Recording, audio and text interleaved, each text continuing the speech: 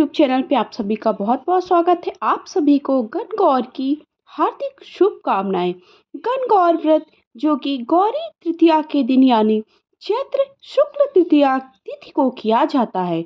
इस व्रत का राजस्थान में बहुत ही ज़्यादा विशेष महत्व है। इस व्रत के दिन देवी पार्वती ने अपनी उंगली से रक्त निकालकर महिलाओं को सुहाग बांटा था। इसलिए इस दिन श्रद्धा भाव से गणगौर की पूजा की जाती है। गणगौर व्रत चैत्र शुक्ल तृतीया तिथि को किया जाता है। चैत्र कृष्ण प्रतिपदा तिथि से जो लोग शिव और गौरी की मिट्टी से मूर्ति बनाकर पूजा करते हैं, माना जाता है कि गणगौर व्रत का पूजन सुहागन महिलाएं के साथ साथ जो कन्याएं विवाह की कामना कर रही है, विवाह के लिए इच्छुक हैं, उन्हें भी यह व्रत और पूजन करना चाहिए ताकि उन्हें मनचाहा वर प्राप्त हो सके। इसके लिए सबसे पहले आपको क्या करना है, एक जगह पर लाल चौकी बिठा लीजिए, उस पर लाल कपड़ा। उसके बाद इस तरह से मिट्टी से गणगौर आपको गौरी और गणगौर बनाना है, जो कि मैंने घर पर ही बनाया है। आप बाजार से भी अगर आपको इस तरह से मूर्ति मिल जाती तो वो ले आइए। उसके बाद एक सफ़ेद जो मैंने पीछे रखा हुआ है उस पर एक स्वस्तिक बना लीजिए और स्वस्तिक बनाने के साथ साथ उसमें 16 टिक्कियाँ आपको कुमकुम की और मेहंदी की और काजल की रखनी होती है।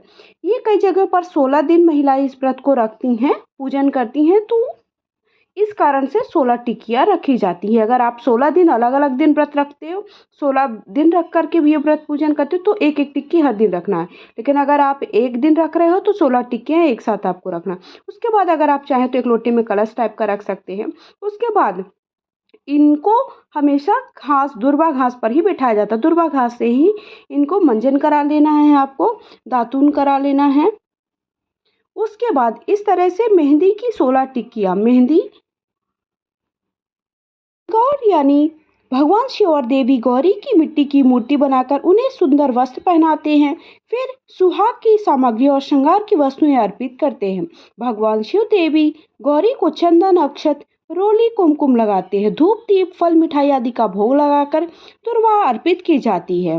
इस तरह से देखिए, हमें चंदन से 16 टिक्कियाँ रखनी हैं। इसके साथ साथ गणगौर पूजा का एक नियम होता है। इस पूजा में जो भी प्रसाद अर्पित करते, जो भी हम प्रसाद चढ़ाते हैं, उसे केवल महिलाएं ही ग्रहण करती हैं, क्योंकि यह व्रत सुहाग के लिए होता है। इसलिए पुरुष को इस पूजा का प्रसाद नहीं दिया जाता।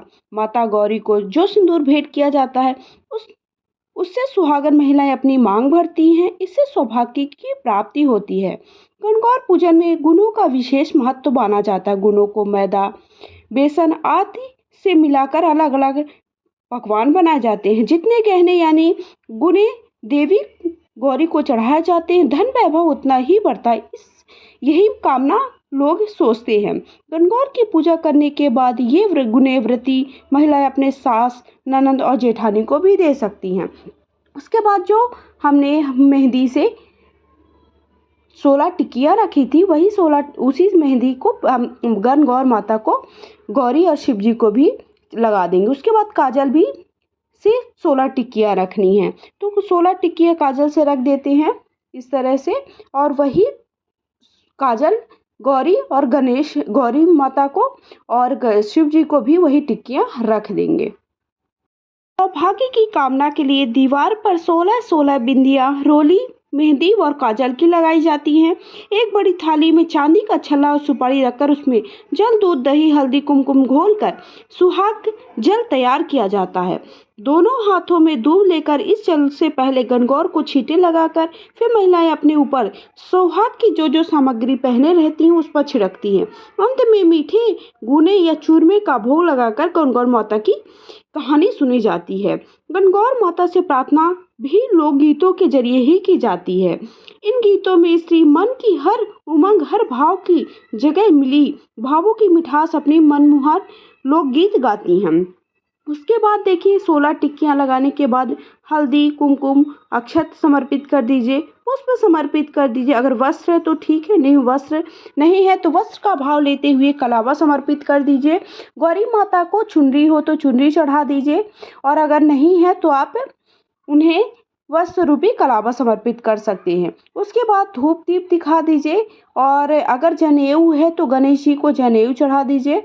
और इस तरह से हमें जो देखिए पूजा का थोड़ा सा नियम अलग रहता है, बाकी ये कोई भी पूजन होता है वो सभी जगह पर एक जैसा होता है।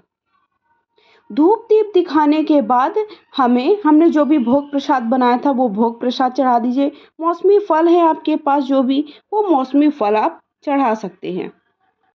के बाद मिट्टी से बने हुए शिव स्वरूप ईश्वर और पार्वती स्वरूप गौर की प्रतिमा और होली की राख से बनी 8 पिन्नियों को धूप पर एक टोकरी में स्थापित भी करते हैं। शिव गौरी को सुंदर वस्त्र पहनाकर सुहाग की वस्तुएं जितना ज़्यादा हो सके आप अर्पित अवश्य करें। उसके बाद हलवा पूरी जो भी आप हो सके उसका भोग लगाएं। पूरे 16 दिन तक दीवार पर 16-16, अगर आप 16 दिन तक व्रत रखते हैं तो 16-16 आपको अलग अलग बिंदियाँ रखनी होती है। अगर आप एक दिन व्रत रखते हैं तो आप एक दिन पूरी 16 बिंदियाँ रख दें।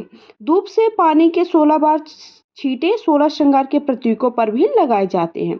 गौर तृतीया को व्रत रखकर कथा सुनकर पूजा पूर्ण मानी जाती है। इसके बाद हमें देखिए सारे भोग जो भी आप समर्पित करें, जो भी आप भोग में रखे हैं वो सारे भोग प्रसाद समर्पित कर दीजिए।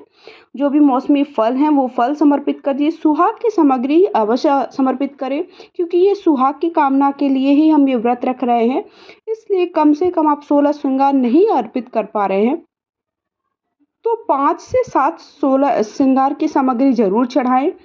और ये व्रत कन्या और यथासंभव जो भी आपके पास दक्षिणा वो रखें क्योंकि जो भी हम व्रत में पूजन में जो भी गलती है उसकी क्षमा के लिए हमें इस तरह से जो भी आपके पास संभव हो वो दक्षिणा रखें।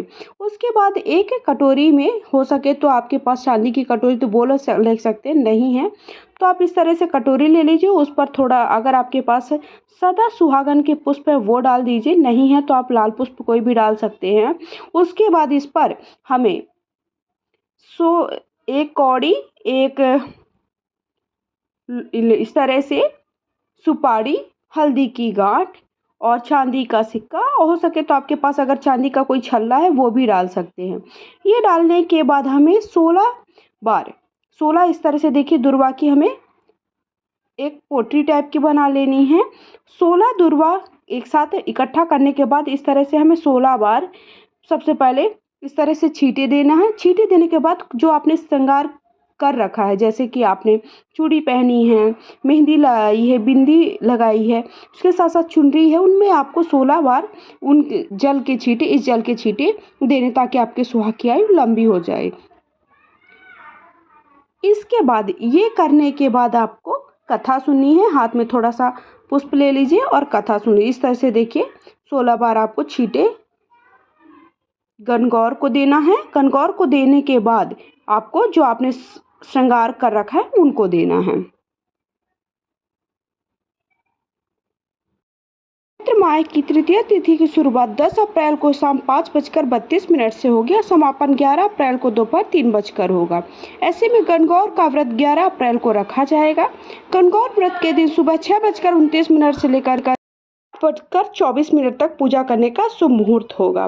तो इस तरह से हमें गणगौर का पूजन करना है। हाथ पर थोड़ा सा पुष्प ले लीजिए या फिर आपके पास गेहूं है तो गेहूं के दाने लेकर के हमें कथा सुननी। कथा सुनने के बाद हमें जो हमने हाथ में लिखा वो पुष्प छोड़ देना गणगौर माता के पास और आपको आरती कर लेनी है। तो इस तरह से आपको व्रत और पूजन करना है। अगर आप सबको वीडियो पसंद है तो वीडियो को लाइक शेयर करें। पहली बार मेरे चैनल पे हैं तो चैनल को सब्सक्राइब करके कमेंट बॉक्स में जा कर के जय माता रानी अवश्य लिखिए। वीडियो को सबके साथ शेयर करिए और चैनल को सब्सक्राइब करने के साथ साथ बेल आइकन को जरूर दबाएं। आप मुझे इंस्टा फॉलो कर सकते हैं। इंस्टा की आईडी स्क्रीन पर मेंशन कर दूंगी। इंस्टा पर भी प्रतिदिन से जुड़े हुए उपाय लेकर के आती हूँ। आप चाहें तो देखिए अलग से आरती के लिए दीपक प्रज्वलित कर सकते हैं या फिर जो आपने दीपक रखा है उसी से आप आरती कर सकते हैं। तो गणगौर माता की आप आरती कर लीजिए। और गणगौर कि गीत अलग अलग होते हैं, वो गीतों का गायन भी करा जाता है। जो लोकगीत होते हैं जब पूजा करते हैं तो वही लोकगीत सभी लोग गाते हैं। तो आप लोकगीत अगर आपसे आते हो तो आप वो लोकगीत भी गा करके आरती वगैरह कर सकते हैं। अगर आपके ग्रुप में कहीं पर पूजन हो रहा तो आप ग्रुप में शामिल होकर पूजन करें, उसका विशेष महत्व है। जय माता रानी।